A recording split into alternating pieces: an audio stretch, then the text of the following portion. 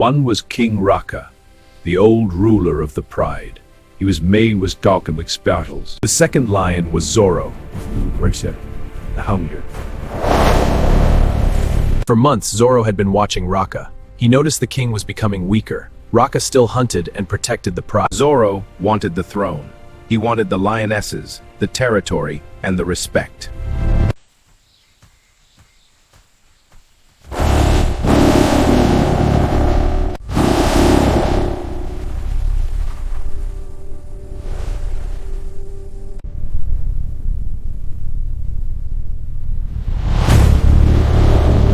Both lions stood again, breathing heavily.